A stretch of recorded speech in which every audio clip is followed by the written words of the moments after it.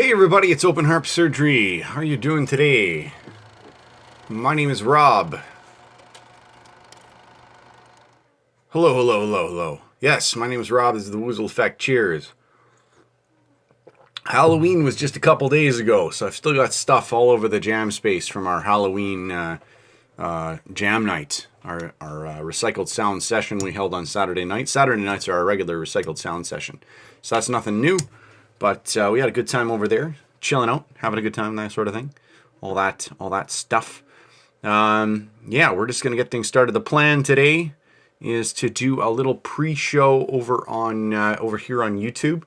So this is exclusive to YouTube. This is gonna be public content on the channel, and we're just gonna chill out for a little bit and get our tools ready today. So just give you an idea of what we do here in the setup. Let me just make sure I've got everything set up the way I'd hoped to see it. I think we have. There we go. So we work with a number of different sort of cameras to help us show you what we're working on at various moments. Let me just adjust my microphone there. Hopefully we haven't disconnected it entirely. We've had some issues there. All right, so hopefully you can still hear me.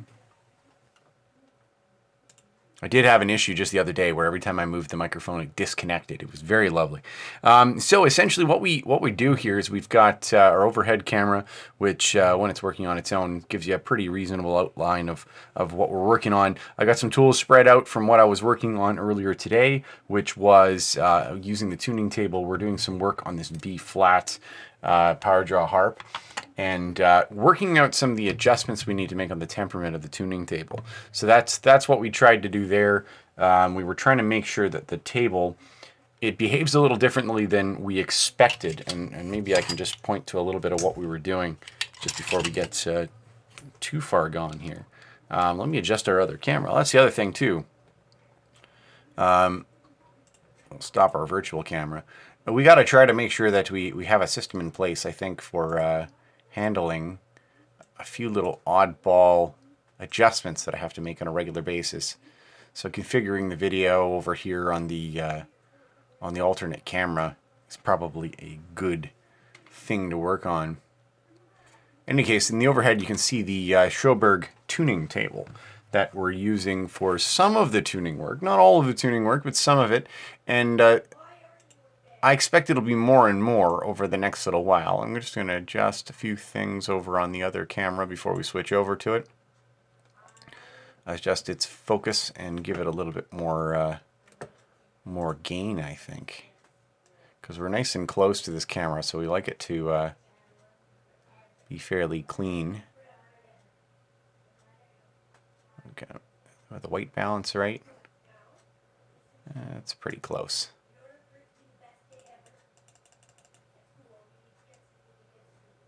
I think that's about as clear as we can make it. I'm going to try to bump up the contrast a bit so it's obvious, and we'll go from there. Okay, there we go.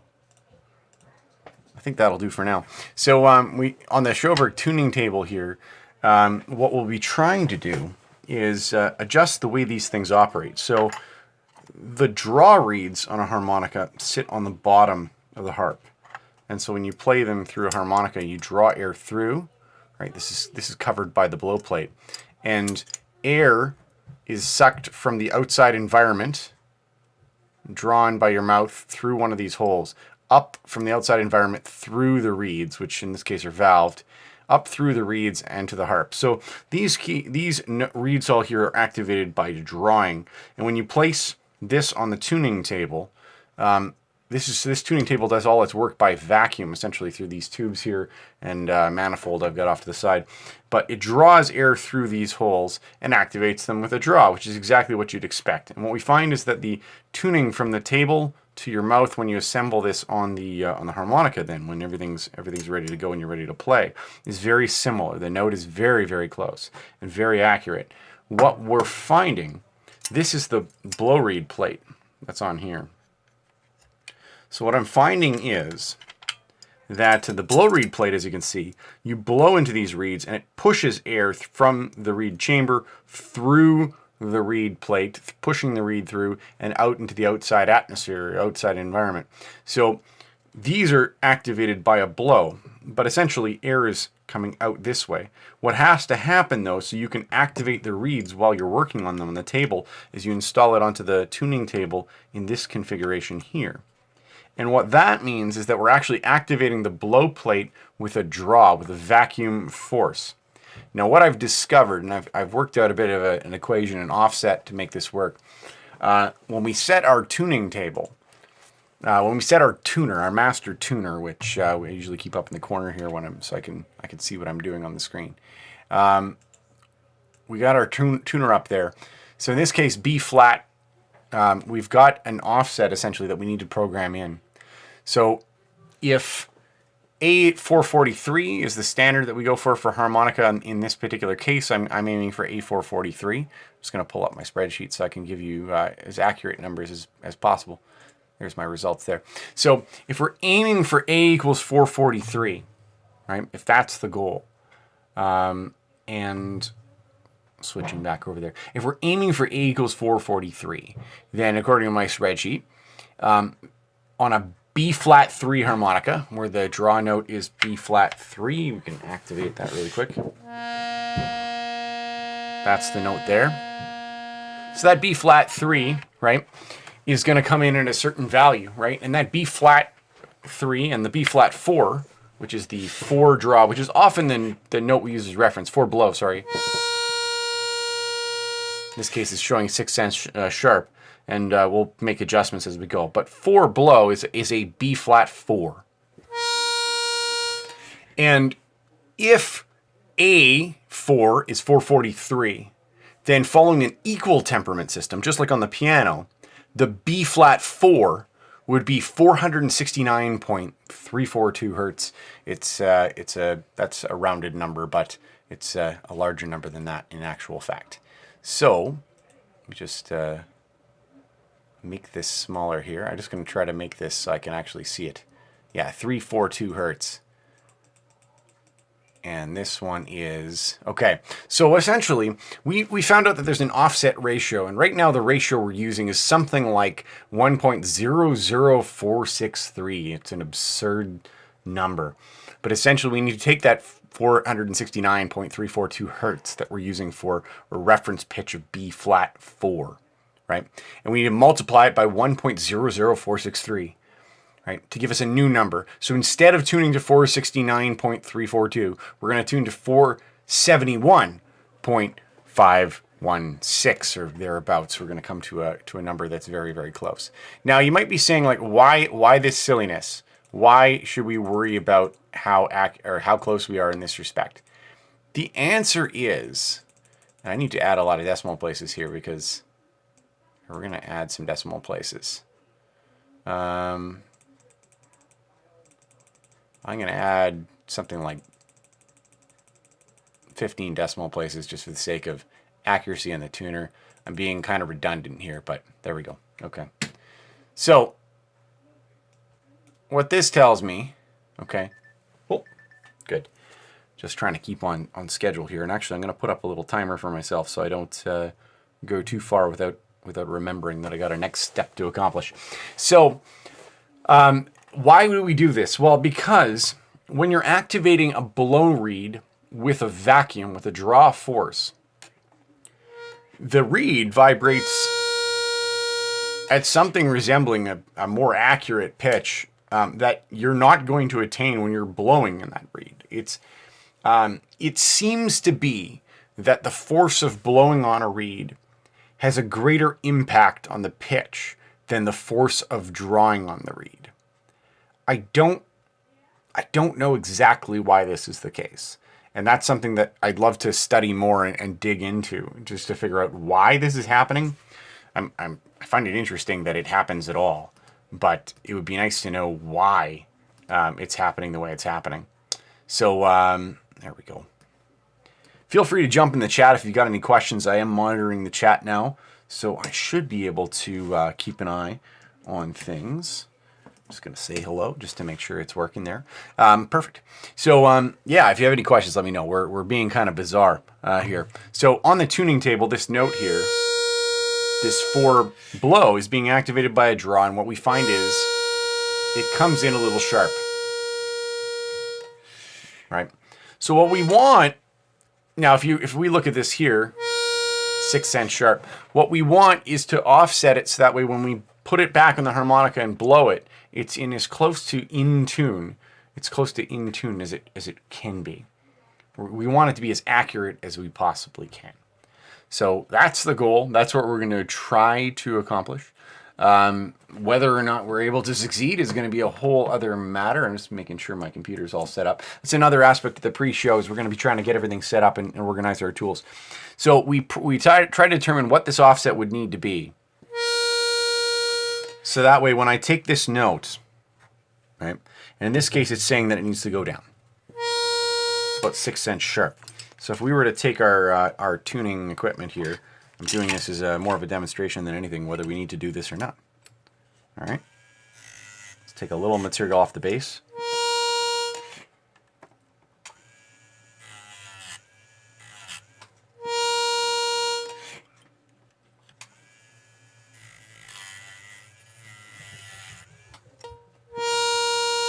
$0.02 sharp. So hopefully you can see that adjustment happening as we do it.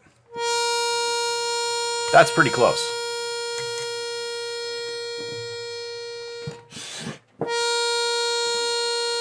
So we'll call that a win at 4 cents. So the idea is that now when we remove this from the space here, and obviously we're gonna have some issues if we just did it this way without any plinking, without getting this reed, you know, really ready to go. Let me just check it one more time, just for the sake of extra accuracy. This is more an explanation than it is just a touch flat. All right, so exactly why. Very close. Yeah, we'll plink it.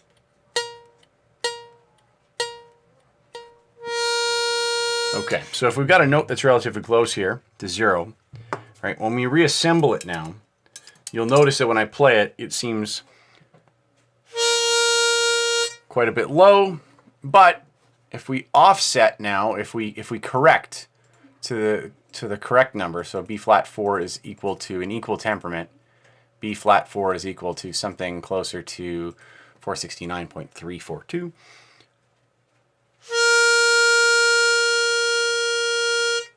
Now we're bang on, right? So that is what we're going for, is we want to be able to tune on the table the instrument to itself, but knowing that there is as much as 10 cents, and it varies. It's a ratio, and that's what we have to calculate for. So I calculate that ratio, but right now, the theory that I'm operating with is that if I calculate that ratio based on the 4 blow position, so whatever that note is for the harmonica, and I calibrate my tuner, which is over there for you guys.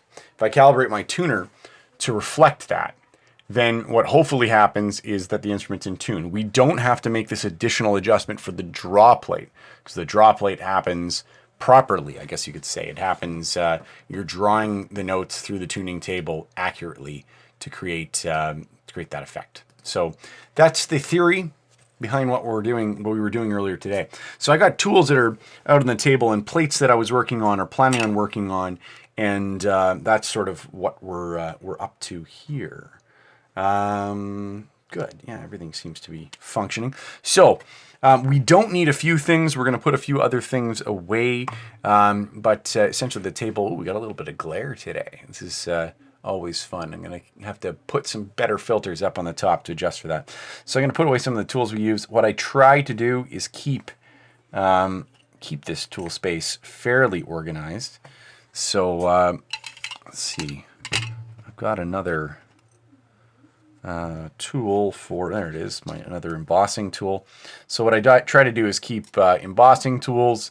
This is reed wrenches of various sorts, plinker and 5-cent tuner. I use those all the time, so they're pretty easily accessible. I've got a few extra, these are ceramic files. These are kind of useful. They go into this file holder here. I got the, this is actually a 400 grit. That's on this one. On the blue one here. This one's a 1200, and I think I have a one that's in the middle, I think. What is this one? An 800. 400, 800, and 1200. I find that I need the higher grit 400 for anything on stainless steel. I'm just not, it's just not making a dent if I work with it otherwise. Paper clip, very friendly tool for adjusting things. I usually have this kicking around somewhere.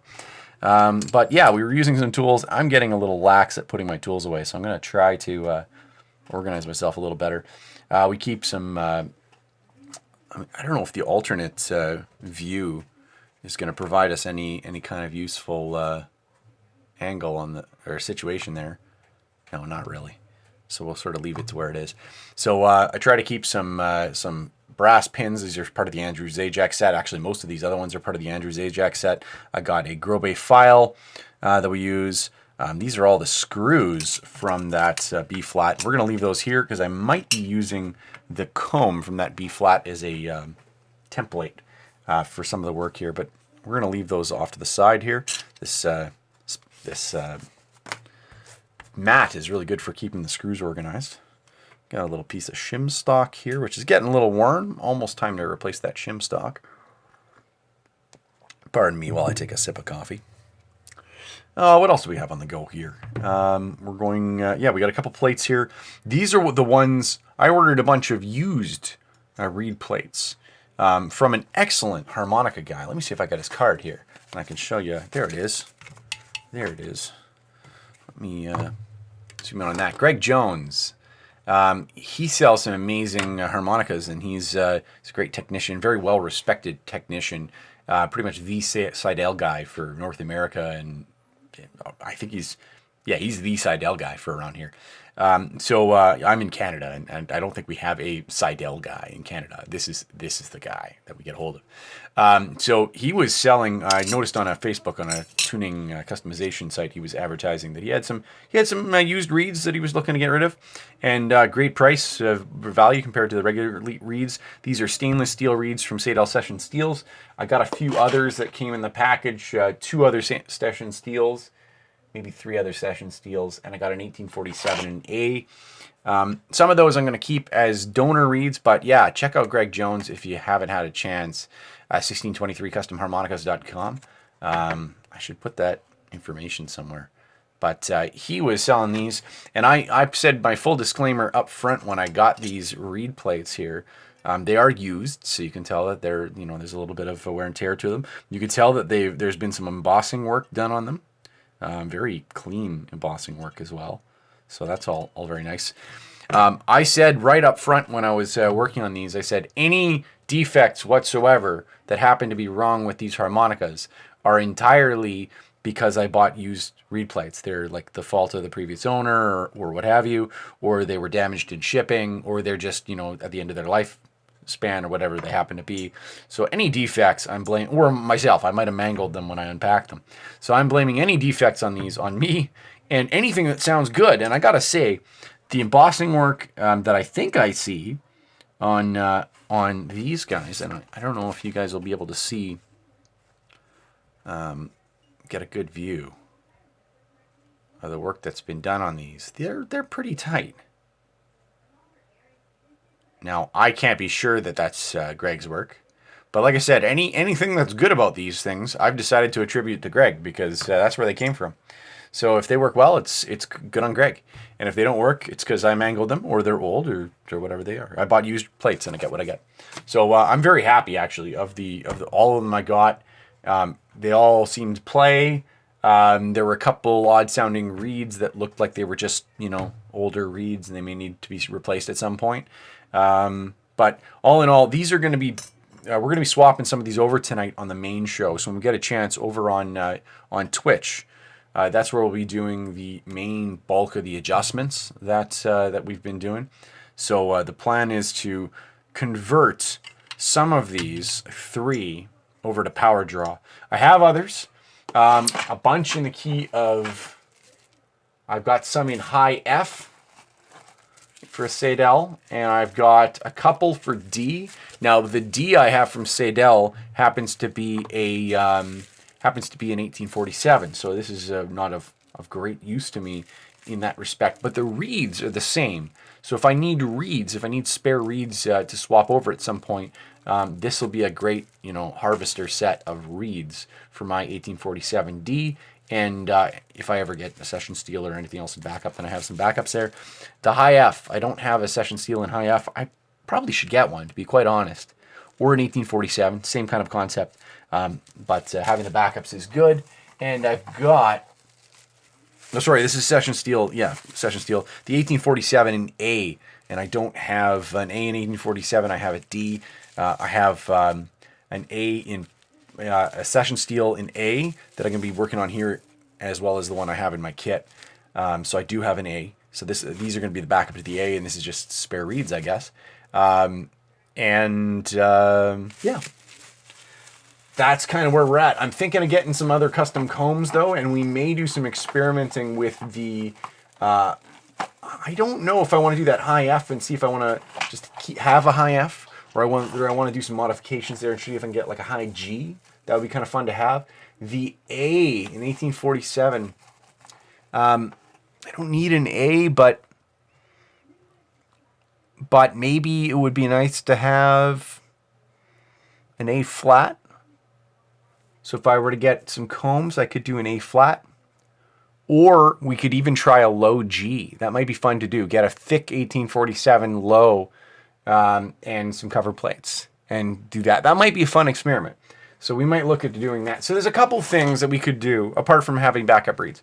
These ones here, the C, the B flat, and the A, these are harmonicas that I have in my gig bag that I use. And so it is worthwhile for me to have power draw backups made up for these. So if I ever run into an issue where I blow out the reed plate or like a reed on a reed plate, which doesn't happen very often on these reeds, they're pretty solid. But if ever it does happen, then I can swap those out. I do have other backup harps that I can use in the meantime, but this gives me some flexibility here. So I had some other harps that I was using for some demonstrations. Put those off to the side. These are the cover plates, and I'm just going to tuck these up top here so they're out of the way.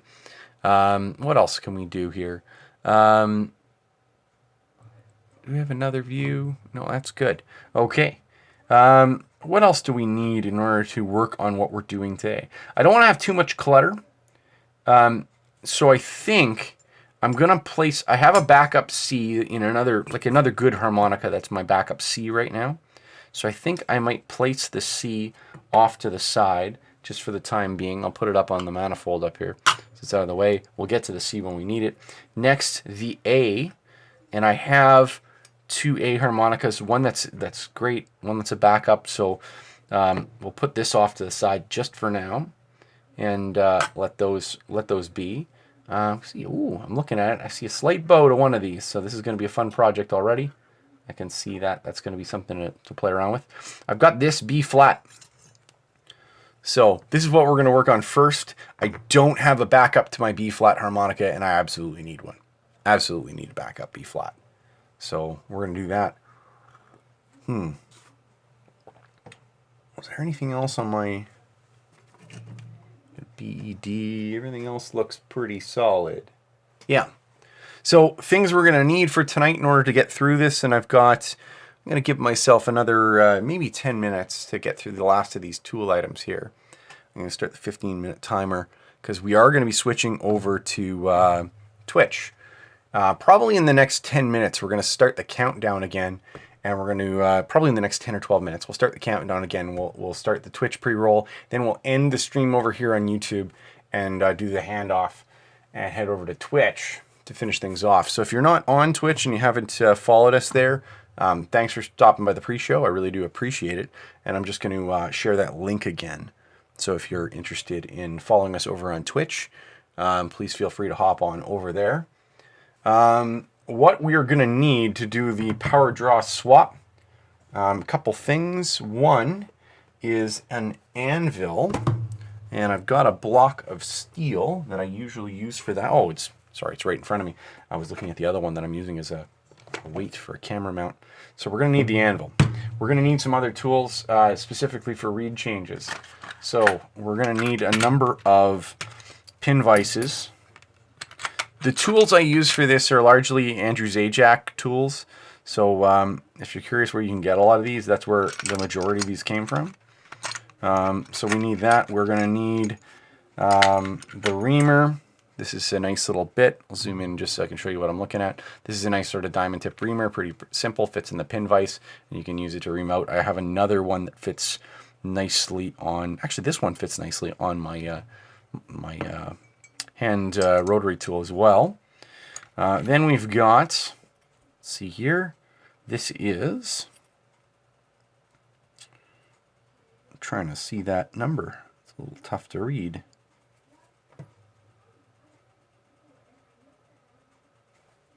Just going to make sure that I have the right one here. 1.4. M1.4, perfect. The M1.4 tap, which is great. I've got a collection of M1.4 screws. I can tilt up just slightly, and I've got lovely little, these are washers. There's some extra things here, and screws. I got a bunch of screws ready to go. Actually, I got a whole bunch more screws, but these ones are a little longer, and I kind of save them for other things. But the M1.4s are very useful. Also great for fixing my daughter's glasses. That happens every now and again. So, anvil, various pin vices. I don't know if I'll need all of them, but so I'll put this one away. I'm going to need a punch. This is the punch we'll use. Might need to tidy that up a little bit. I've got another one if we happen to need it. I'll use these punch and a flattening pin. We're going to use one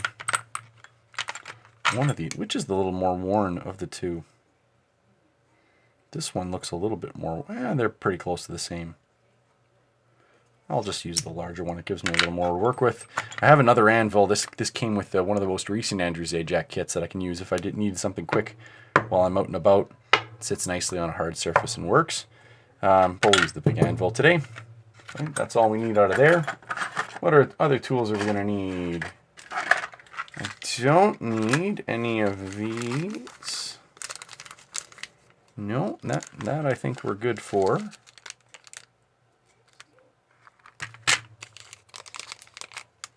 Oh, I forgot I had snagged a bunch. Oh, this is the larger one, that's why. These are the drown. Oh, maybe not. All right, so I've got a few extra of these pins I was looking for. Good to know that I have them, but not what I need in there. What else we got? We might need more M1.4 taps because I'm using cheap taps, and these tend to break on me. Yeah, it's not ideal, but it does the trick. What else are we going to need? We're going to need mineral oil. This is just a little dropper. Actually, this came from a camping set. It was for putting like a vinaigrette or something in your camping gear. I don't know why. It seemed simple enough for some soap. But this actually works really well for keeping my mineral oil from making a mess of things. What else do we need for this project? We're going to need... We might need some reed plate flattening tools and some other stuff. I don't think we're going to get to that right now today. I think we're just going to focus on doing step one, which is the actual reed, the reed change. So if we can get that part done, I think we're ahead of the game. So that's where we're sitting there. Good stuff. All right. And is there anything else handy that we need? These are just extra screws. I think we've got the bulk of what we need. I have a rotary tool off to the side here. I don't know if I can swing this over enough to show it in any kind of useful way. But I've got a sort of a Dremel tool mounted as a drill press up here, and some cleaning stuff. That occasionally gets used. So that'll sometimes be my... be used if we need it for a little extra power. Now, we're dealing with stainless steel reeds, and I do find that we run into some issues occasionally where it's just, we're fighting really hard to get these things to widen the holes enough to get where we need to go. Luckily, we don't have to drill through anything from scratch. It's not like they got rivet holes in them. So we're going to be using the reamer here on the pin vise, but we also can use a reamer tool on the hand tool here, which I have a foot pedal for. We set it to a fairly low speed. Right now I've got a silicone polishing wheel, which is great for tuning, but we'll probably not be using that today. We're probably going to be using the reamer, or I have a, actually because we have the normal reamer, I'm just going to get this one. I feel if we're going to use anything in particular, it's going to be this here. This is a It's also a reamer. Hang on. So put some of this other stuff away. This is also a reamer, but it is cylindrical. It's not tapered. It's tapered at the very end, but it is cylindrical for a good section of it, which I find is very useful for like if we find the reed is slightly off center, just providing a little bit of pressure. If you can imagine this going into the hole, a little bit of pressure up or a little bit of pressure down to one side or the other to slowly move that hole without making the hole a lot bigger. We can just widen it in the direction that we need it to go. That is likely what we're going to find ourselves using today. This tool, by the way, this is really handy. This is, you can order these on Amazon for pretty darn cheap. You can get like dental handsets, which are almost identical. And I don't know whether you can really see it very well on the overhead. You know, you can't. Maybe I'll use my alternate camera again up in the corner. This is the base station for it. And essentially, you can set the speed here. You can set it to manual mode. You can do forward and reverse. And I've got a foot pedal on the ground that turns it on and off. It doesn't turn on when it's disconnected. It's kind of a nice handy feature. But it works really well. And because I can keep the speeds really consistent and I can keep them low, unlike a battery-powered one, which I find gets slower as the battery dies, this one I find is pretty consistent. So I like using that. So yeah, that's I think that's all we're going to do here today. I'm going to start the countdown probably in the next couple of minutes. So this is something that we're going to try to do on our Monday night streams. It really depends on the schedule around the house if things are going well. But now that now that daylight savings time is over, I feel like we've got a little bit of flexibility here to kind of do this. It certainly seems that way. This is the first one, so maybe we'll discover that it's more challenging than we thought. I'm not sure, but we're gonna go for it. So the plan today is obviously what I got on the table here. These blow and draw reed plates for a B-flat Sadel session steel. We've got our flattening pins, our punch, sort of a brace with a hole in it for punching out the reeds, and for doing some flattening work, a nice piece of steel to use as our anvil, a very flat piece of steel, except for this little bit of tape. We've got our pin vices already preset with the tools we're likely to need. A larger drill bit is really just for cleaning up burrs on the ends of the holes, and maybe a little bit of widening, but we probably won't use it very much. Yeah, that's kind of where we're at. All the other tools are set. My rotary tool is set. That's off to the side here. It's always ready to go. We probably won't need our tuner for this operation, so we'll tune this off. Our table we probably won't use till later unless we're really lucky and we mash through all three. So we'll have to see how this goes. So yeah, so this is the plan. Open harp surgery is my Monday night show. So I do open harp surgery every Monday night. The plan is to always pick a harmonica project that I want to do. These are all my own harmonicas that I'm doing on the stream. So the goal when I'm doing these projects is to take an existing harmonica I have and make it just a little bit better. It's not about taking garbage harmonicas and making them beautiful right off the bat. Small incremental work is the best way to go. It lets us focus on an individual task, and hopefully we can all learn something about what it is we're trying to accomplish. So that is the plan. We're going to be doing some of that work today. The power bender conversion is a fairly in-depth one. We'll be swapping the reeds in the holes 9 and 10 position here. Holes 9 and 10, the smallest of the two reeds on both the blow plate and the draw plate. We're going to be swapping those out, right? Removing them. This is on the blow plate. We're going to be swapping the blow plate side with the draw plate side, switching them entirely. And then we're doing a massive retune of the new reeds that will be the new reed that'll be in the 9 blow position, and then 8 and 7 have to be changed pretty substantially as well. Once that's done, we'll have a brand new B-flat harmonica in power draw configuration. And I'm sure we'll chat about power draw once we get into the mainstream. So, with that in mind, I'm going to get things going and head over to Twitch. We're going to go live on Twitch. Excellent.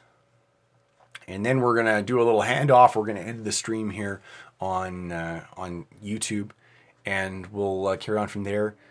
So have yourselves a great night if you're watching here on YouTube. Really do appreciate you being here.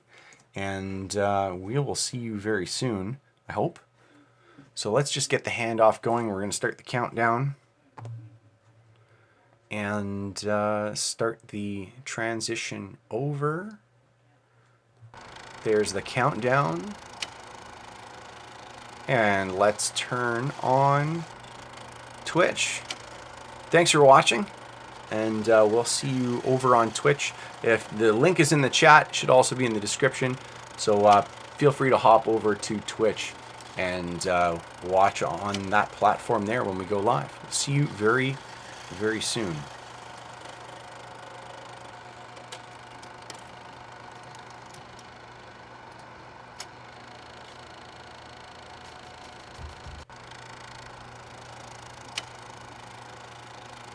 Okay, and with that, it looks like we are now live over on Twitch.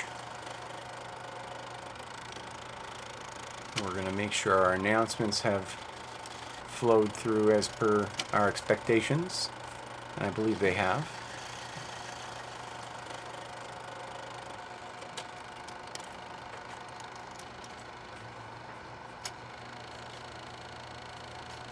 Right on. Okay. Seems as though we're good to go.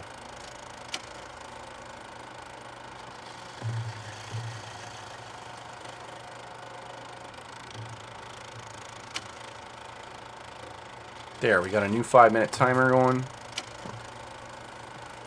We start in just a couple minutes. So usually we start at 9 o'clock Central. We're going to start at 8:30 today. And if all goes well, we might extend these things in the future. So there we go.